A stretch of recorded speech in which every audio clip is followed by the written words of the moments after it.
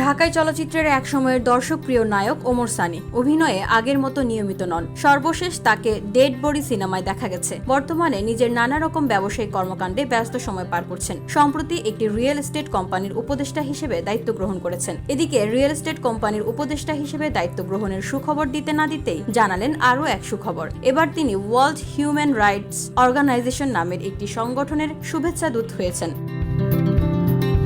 এ তথ্য জানিয়েছেন অভিনেতা নিজেই। এ প্রসঙ্গে ওমর সানি বলেন, বাংলাদেশ এবং বহির্বিশ্বে নির্যাতিত ও নিপীড়িত মানুষের পক্ষে কাজ করে অধিকার বঞ্চিত মানুষের মৌলিক সামাজিক পারিবারিক অধিকার সুরক্ষা, সরকার কর্তৃক দেওয়া নাগরিক সুযোগ সুবিধা প্রাপ্তির আইনগত সহায়তা দান ও সংরক্ষণের কাজে নিয়োজিত ওয়ার্ল্ড হিউম্যান রাইটস অর্গানাইজেশন। এমন ভালো একটি উদ্যোগের সঙ্গে যুক্ত হতে পেরে নিজেরও ভালো লাগছে। এই অভিনেতা সিনেমা থেকে দূরে থাকলেও সমাজ ও দেশের উন্নয়নে অবদান রাখার আগ্রহ থেকেই নতুন পরিচয়ে অবতীর্ণ হয়েছেন।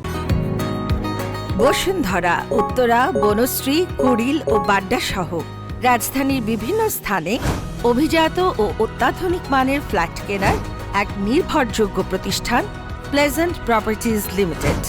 তাই আপনার স্বপ্নের আবাসনের জন্য আজই যোগাযোগ করুন।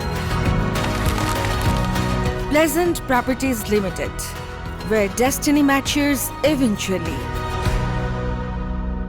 ব্যবসা ও সমাজ উন্নয়নমূলক কাজের মধ্য দিয়ে নতুনভাবে মানুষের সেবা করতে চান এই নায়ক। চলচ্চিত্রে অভিনয় থেকে কিছুটা দূরে থাকলেও সমাজ ও দেশের উন্নয়নে ভূমিকা রাখার ইচ্ছে থেকেই নতুন দায়িত্ব গ্রহণ করেছেন বলেও জানান ওমর সানি। ব্যক্তিজীবনে চিত্রনায়িকা মৌসুমীর সঙ্গে ঘর বেঁধেছেন। বিভিন্ন সামাজিক ও জনকল্যাণমূলক কাজেও সম্পৃক্ত ওমর সানি। তার এই নতুন যাত্রা ভক্তদের মাঝে নতুন আগ্রহ ও কৌতূহল তৈরি করেছে। ওমর সানি 1992 সালে নূর হোসেন বলাই পরিচালিত এই নিয়ে সংসার চলচ্চিত্রের মাধ্যমে তার চলচ্চিত্রে অভিষেক ঘটে। এরপর চাঁদের আলো, দোলা, আখিরি হামলা এবং মহৎ সহ একাধিক ব্যবসা সফল সিনেমায় অভিনয় করে দর্শকদের হৃদয়ে জায়গা করে নেন।